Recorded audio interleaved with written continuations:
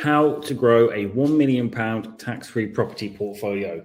Certainly sounds amazing in terms of what we're going to be looking through here.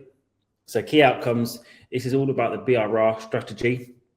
I want to also mention that this could also be build to rent as well. So it's any kind of strategy where you don't crystallize your profits from a tax point of view. We're also going to look for the tax efficiencies behind it as well.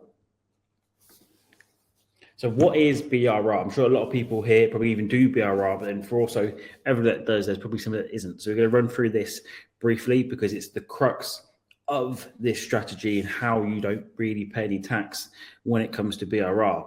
So you buy a property, you refurbish it, do something to add value to it, and then you refinance it at the higher market value.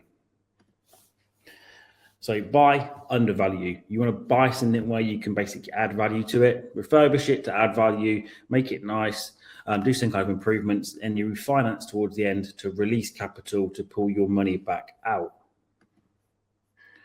So here's an example deal for BRR. So you might buy a property for £120,000. You'll get a 75% loan on this, 90,000. Spend say £30,000 refurbishing it. And then by the time you've done this, the property is worth £200,000. You can then get a new loan at this new market value, 75%. That's going to be £150,000, which can broadly give you all of your money out. So you put your money in, you put 25% in refurb costs. Obviously, there'd be a couple of £1,000 of stamp duty and legal fees as well, but that's all worked into the numbers of the refurb cost side of it. The total money in is 60,000, and because of the strong uplift there, the total money out is 60,000.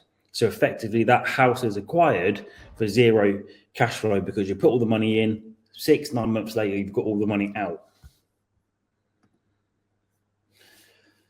When it comes to financing a BRR, there's a number of different options. Cash. You can potentially do it with a mortgage as well, depending on the state of the property. Obviously, check with your mortgage broker. Don't do anything illegal that goes against the terms of your mortgage. Bridging or investors. A lot of people use investors compared to bridging because bridging's notoriously expensive. But those are the options. Oh, it's like twice. Perfect. So how is it tax-free? The main reason for this is for there's two angles to this. The refinancing is tax-free. If you think about it, and we run through it in a minute, when you sell a property, you pay tax on that. Whereas with the refinancing, because you're just borrowing extra money, there's no taxable event. You haven't sold the property, but you're almost getting the benefit of selling the property in terms of you've got cash coming your way, but you've not got the downside of the tax. And then also, a lot of the refurbishment costs can also be tax deductible. So that initial outlay where you basically do that house up, that is tax deductible. So if it was a flip deal, the profit would be subject to circa 25% tax, 26.5% even, and this negatively impacts the cash flow because for every 100,000 you make, you lose a quarter of it or so. Whereas with BRI, you get to keep 100% of the profits to invest into the next deal. So of course, if you've got 25%, it would be more than it was 33% more because you're not paying the 25%. Actually, you can grow your property portfolio a lot faster than as if you were paying the taxes. Refurbishment costs tax deductible. But in order for this to be the case, the property must be lettable at the time of purchase. Otherwise, these repairs or there would be repairs, the improvement expenses, the refurb cost would be capital, which means you only get tax relief when you sell the property, not now against rental income. So if the property is an absolute dive, holes in the roof, but kind of no kitchens, no bathrooms, back to brick style roof, or one of those really grotty ones, a lot of that expense would be capital. But if it's the example that we're going to run through in a minute, where it's actually just, it is a bit of a dive, but it's got a kitchen in there, somebody lived in there, you don't quite know how, one of those style properties, then a lot of that expenditure should be repairable. And when it comes, must be lettable, that means basically, can you get a normal mortgage on it? I've purchased properties in before where I didn't think they'd be lettable. I wouldn't live in them, but actually they had a working toilet, a working kitchen, although it was actually disgusting and you wouldn't want to live there. But I'm sure you could probably give it a little bit of a clean and rent it out, although you'll probably be on slum landlords and you wouldn't get a good market rent for it. So could you let the property out at the time of purchase? Was it mortgageable? And you absolutely need to keep proof of this in the event of a HMRC inquiry. Pictures, reports, schedule of works, as much as possible, before and after pictures. They're some of the best proof. And when you're getting your builder, your main contractor to do any work, rather than them saying, I'm installing new kitchen, replacing old kitchen like for like, because where you're replacing stuff, that should help indicate that it's a repair. You're replacing it like for like, you're not improving it. So it should be an allowable repair or refurbishment cost. So yeah, capital v revenue. Repairs are revenue expenses if they do not materially improve the property. So if you were to add an extension that wasn't there before, then you've improved it. If you were to knock a kitchen wall down, put an island in, you've improved the property. So that's a capital expense because it wasn't there before. But if you just literally the usual kind of gut and decorate, such as replacing carpets, ripping out kitchen, replacing like for like for the cheapest one from Howden's, same with the basing, you're not really knocking walls down. You're literally just doing probably the next local authority house, literally not knocking anything up, but bringing the basics out, putting the basics back in. That's usually all allowable as it's a repair expense. It's replaceable. So here's a property that I actually did, and as you can see, you probably wouldn't want to live there. But from a tax point of view, it's got all of the nuts and bolts you actually need. So you can see there's a kitchen there, there's a sink there, there's cupboards on the wall. The living room, the bathroom, similar state to this in terms of there was a bath, a toilet and whatnot, but you probably wouldn't want to use it. But from a tax point of view, that doesn't matter. Realistically, this property here, you could have cleared it out, got rid of all of the rubbish, given it a bit of a bleach, and you probably could have rented that out for a couple of £100 less than you might get, but you could have let it out. This is what it ended up looking like, but as you can see, there's nothing new here. So let's just take a deeper look. So look at that kitchen. You've got the same number of units, same number of drawers. There was an oven there when we purchased it. So that replaceable oven over on the left is allowable. Basically, because everything was a replacement, because it was already there, that was a fully allowable expense for tax purposes.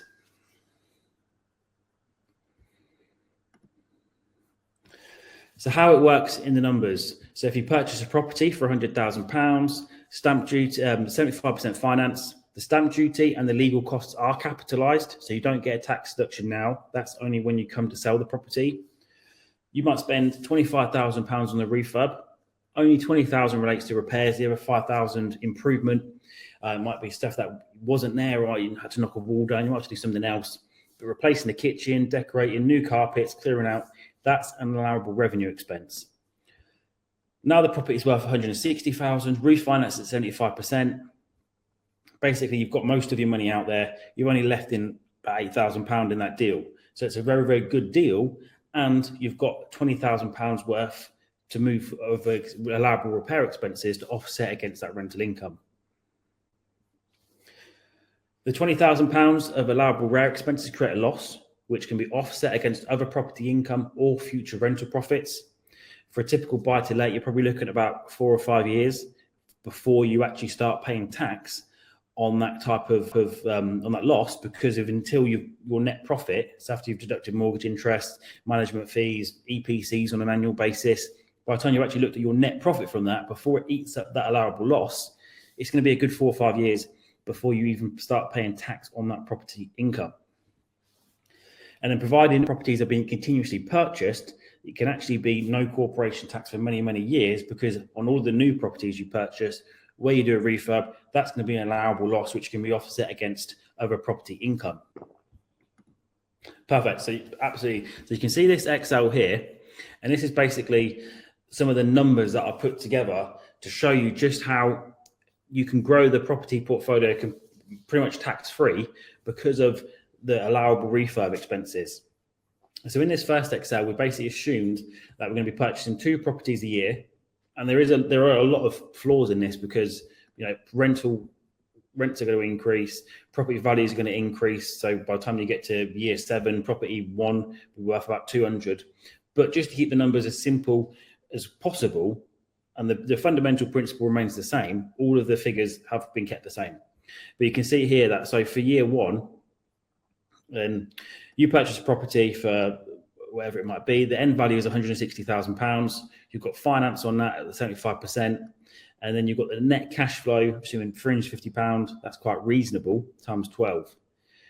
And it's assumed there that you've incurred about £20,000 worth of refurb expenses. What you can see is actually you'll have positive cash flow of 8,400 in year one, but because you've got that allowable £20,000 per property repair expenses being offset, actually in year one, there'll be taxable losses carried forward of the 31,000. And you can see again there for year 2, year 3, year 4, actually you don't start paying tax until year 10, assuming that you keep acquiring properties. So this one actually is where we acquire properties until year 4, it is actually, and then we start acquiring 4 a year. So for the first 3 years, 2 properties a year, and then after that, it's 4 properties a year, all similar deals. And actually, what can happen over time is you'll grow that property portfolio. It's that full equity value. That's completely tax-free. You've not paid any tax on that. You've got £142,000 of income. And in year 10, actually, for tax purposes, you'd only be paying tax on that £17,000. And this is all completely tax-free because with a BRR, as long as you're buying the properties at the good price and pulling most of your money out, actually from a cash flow point of view, as long as you refinance in 6 to 9 months and pull most of your cash out, this is all pure positive cash flow without there being any tax on it. So in year 9, for instance, actually rents received cash in your bank would be £126,000 and you wouldn't pay any tax on that because of the taxable losses from those initial repair expenses. And it's a little bit different when you only purchase 2 properties a year in that you start paying tax a little bit sooner, but the numbers are still pretty significant. So over time, the portfolio value, looking at 3.2 million with 800 of equity, and this is only over 10 years with 20 properties. So 2 properties a year, very achievable. And then in year 8, you'll be getting £67,000 worth of cash flow roughly without paying any tax. And then it'll only be in year 10 where actually you start to look at paying some taxes because of those taxable losses. So eventually once you've got the tax relief on that, because they've been carried forward for so long in those early years, it really kicks the can down the road as to when you start paying tax.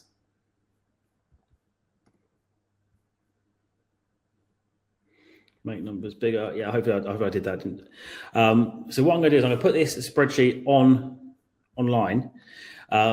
So you can actually change it because by the time you factor in the specific values, the finance and your cash flow, it'll actually all pre-populate this to show you exactly what the cash flow is going to be, what the taxable losses will be taken into your repair expenses to show you exactly how you can do this yourself. But just over 10 years, buying 2 for the first few years and then 4 a year, that's exactly what can be achieved by using the BRR strategy. What we'll do now is take some questions. Like I said, this was going to be a little bit shorter than I expected, actually. But we'll put this online. But if you've got any questions at all around this, do drop them in the comments and let me know.